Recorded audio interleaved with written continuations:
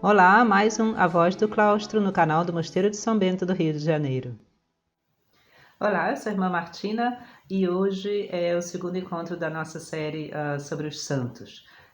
Nós vamos começar hoje com um santo que era muito conhecido no Brasil na década de 20, na década de 30, inclusive o milagre exigido para sua beatificação ocorreu no Rio de Janeiro. E hoje, infelizmente, é mais esquecido. Ele foi beatificado pelo Papa João Paulo II em 1997, em Paris, na Jornada Mundial da Juventude, na França, e o seu processo de canonização, enfim, corre bastante bem, se espera só um milagre para que ele possa ser, então, canonizado. O nosso santo é francês, nasceu no século XIX e se chamava Frédéric em francês, Ozanam.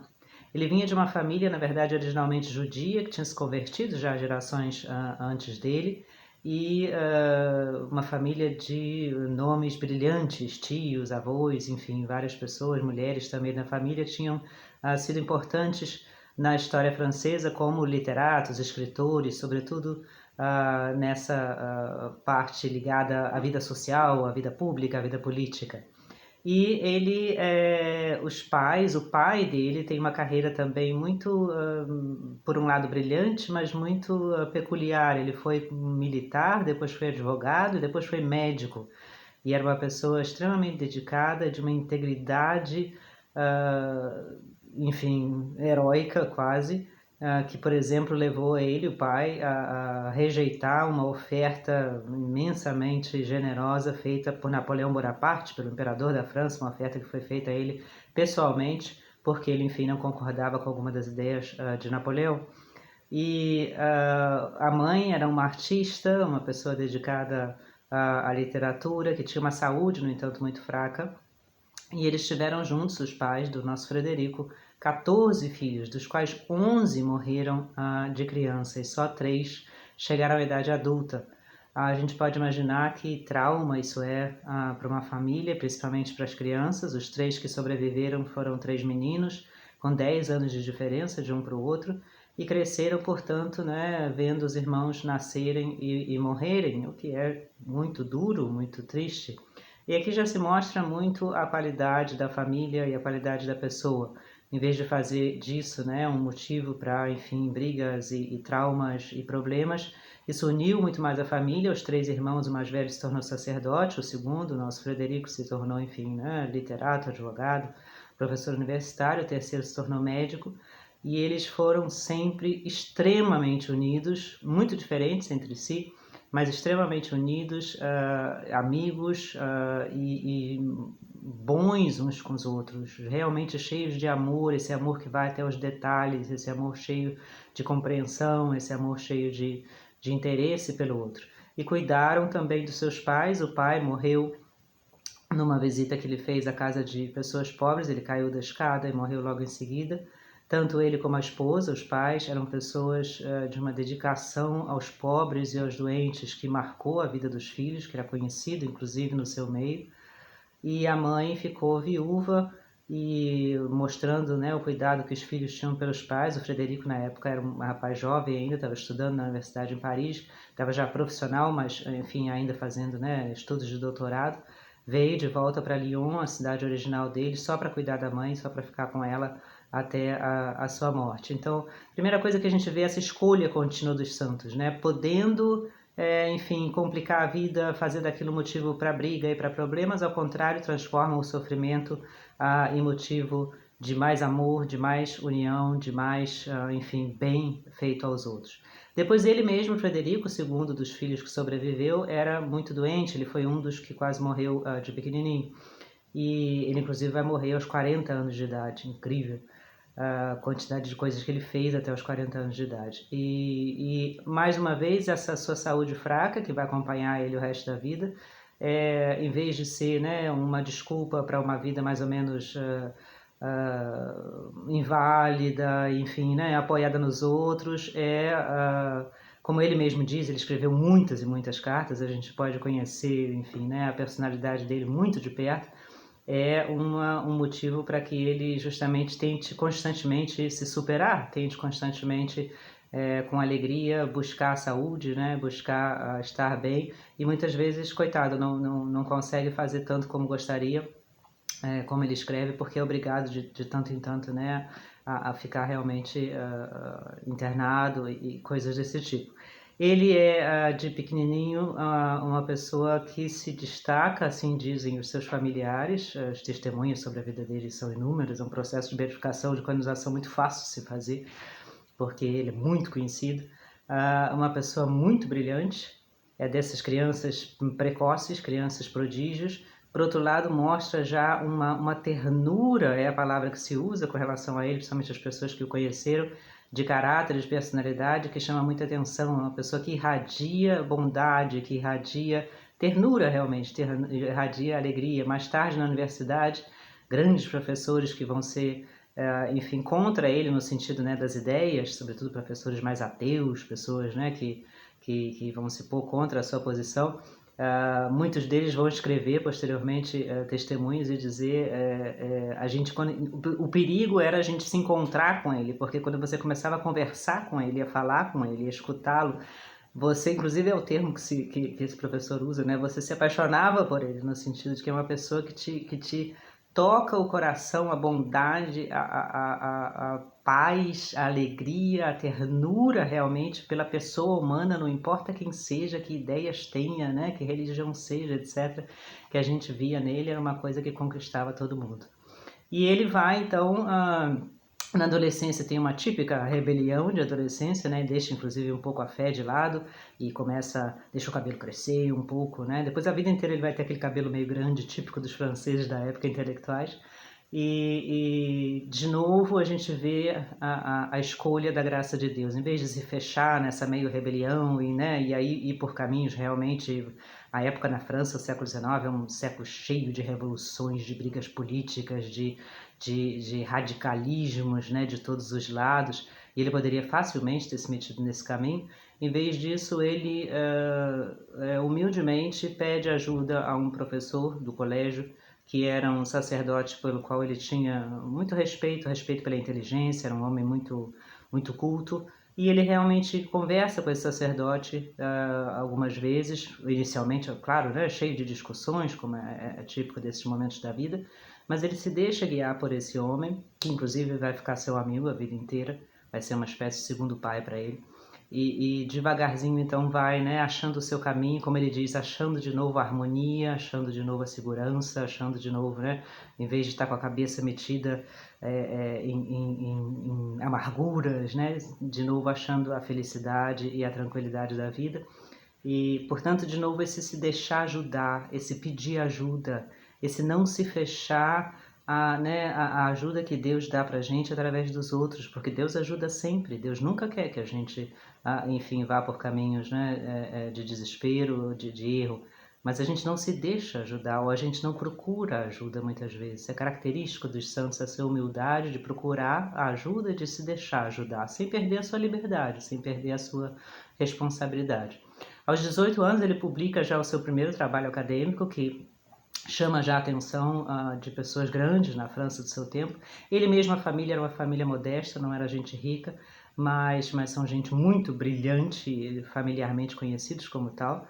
E ele vai, portanto, para Paris. O pai quer que ele estude direito, ele na verdade queria estudar literatura, mas para, enfim, né, obedecer ao pai, ele começa a estudar direito na Universidade de Sorbonne, em Paris, na época talvez, né, a primeira universidade da história, mais antiga e uma das maiores do mundo na época, junto com as universidades inglesas, né, um dos maiores centros de cultura internacionais. E ele começa a estudar direito, mas ao mesmo tempo ele é tão brilhante, ele estuda literatura, ele estuda, enfim, outras matérias. E em Paris ele vai começar, porque ele fica morando como qualquer estudante, né, sem muito dinheiro, na casa de pessoas, em pensões, e vai começar então a ter contato com os grandes nomes da intelectualidade francesa da época, inclusive matemáticos, cientistas, Ampère, por exemplo, Chateaubriand, Lacordaire, Montalembert. Ele é mais novo do que essa geração, a geração depois da Revolução Francesa, e ele vai ser, inclusive, politicamente um grande republicano, o que na época era raro. Na França, os católicos geralmente eram mais monarquistas, porque tinham uma posição anti-Revolução Francesa, e ele não, ele é um republicano. Ele é uma pessoa de espírito extremamente democrático, e ele faz, enfim, né, discursos, palestras sobre isso, aulas sobre isso, e vai se destacando cada vez mais nesse ambiente intelectual da capital francesa. Ele, como eu disse, né, volta um tempo a Lyon para cuidar da mãe, a mãe morre, o que dá a ele uma dor muito grande, e ele, junto com companheiros, ele é uma pessoa cheia de amigos, isso é característico dele. Uma das últimas coisas que ele fez antes da morte foi ainda escrever um enorme número de cartas para esses amigos, de todos os tipos. Sabe fazer amigos, sabe ganhar amigos, era queridíssimo. E ele, junto com um grupo de amigos, então, funda uma pequena, vamos dizer assim, né, sessão de discussões. Começa a ser uma sessão de discussões intelectuais, vem todo tipo de pessoas, todo tipo de correntes políticas, enfim, né, pessoas mais religiosas, outras ateias. E numa dessas discussões, que são geralmente muito acadêmicas, muito intelectuais, mas muito amistosas, uns amigos ateus, né, mais ou menos acusam a ele e os amigos de falarem muito, mas fazerem pouco. E ele então se sente tocado por aquilo e junta 4 ou 5 dos seus amigos mais próximos, que eram como ele, católicos, enfim, fervorosos, e decide então fundar uma conferência que ele chama Conferências de Caridade. E a ideia é que eles busquem a sua própria santidade através justamente da ajuda aos pobres, coisa que ele tinha já aprendido dos pais. E a ideia da Conferência de São Vicente de Paulo, que existe até hoje, inclusive o presidente atual da Conferência São Vicente de Paulo Internacional é um brasileiro.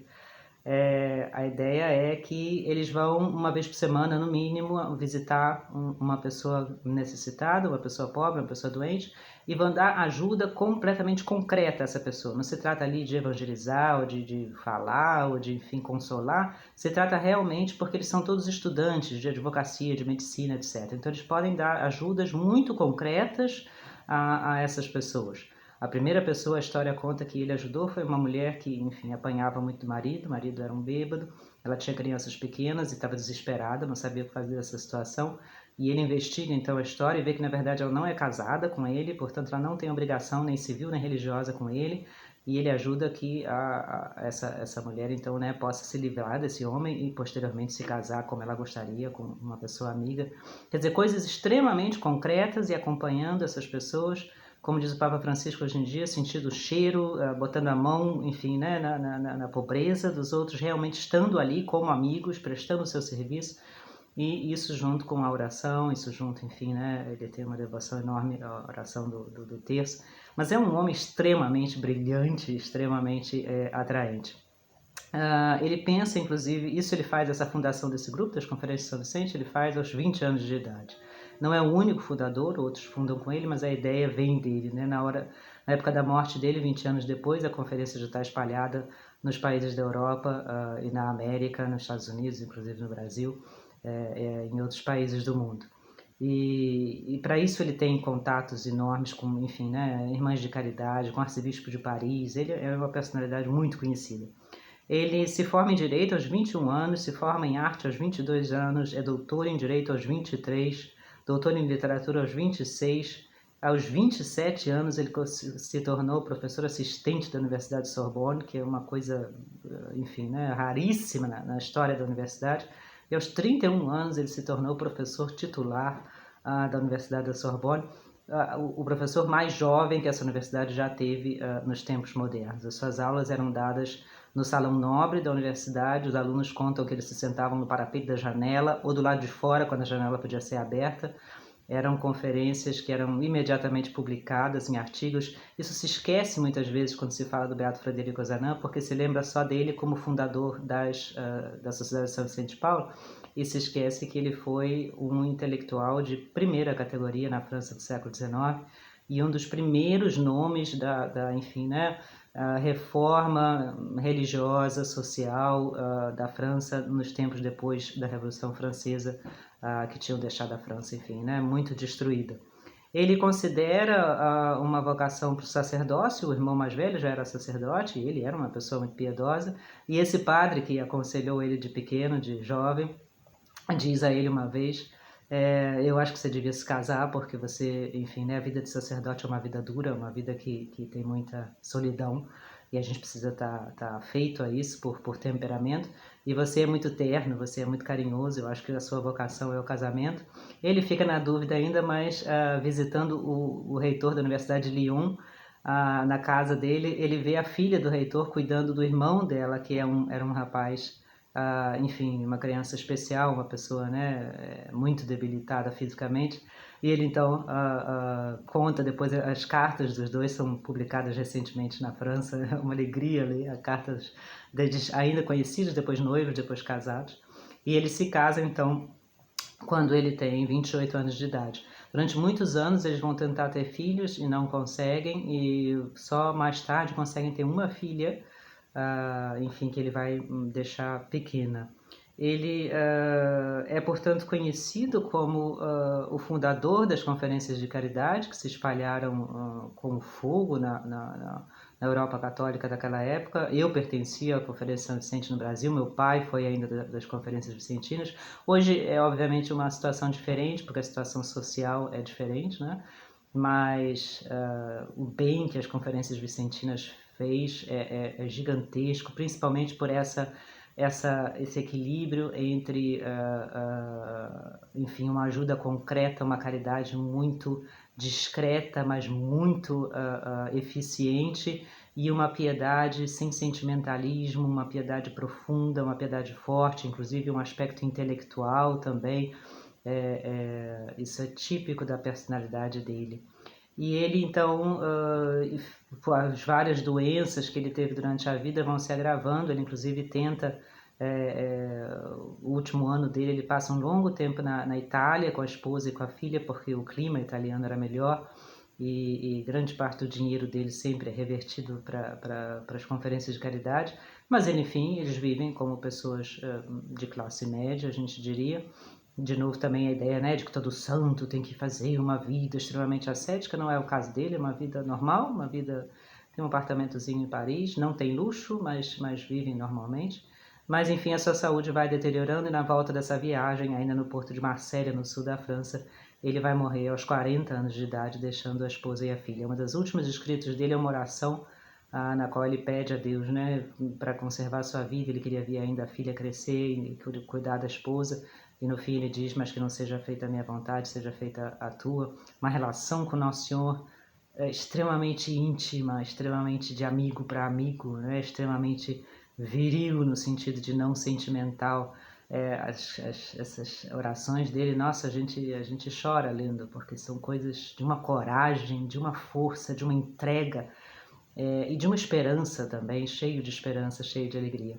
E o Beato Frederico Ozanam, portanto, foi posto como João Paulo II, pelo Papa João Paulo II, como modelo, obviamente, né, principalmente de jovens intelectuais, de jovens estudantes, e é uma vida fantástica de ser estudado. De novo, um santo que não necessariamente, enfim, né, fez coisas extraordinárias no sentido de ter visões e etc., foi um homem simples, um homem do seu tempo, um homem, inclusive, jornalista, escreveu artigos de jornal. Política ele nunca entrou, mas tinha, assim, né, as suas posições políticas também, e podia ter seguido uma carreira acadêmica, ter sido uma pessoa, enfim, né, riquíssima. Em vez disso, mais ou menos encaminhou a sua vida para a caridade, para a ajuda dos outros, para, né, uma coisa organizada e realmente entregada a melhorar o mundo ao seu redor. Enfim, o afeto que a gente vê nos testemunhos feitos sobre ele mostra essa irradiação da alegria, da bondade que a santidade traz. Que o Beato Frederico Ozanam rogue por nós. Um grande abraço. A cruz sagrada seja minha.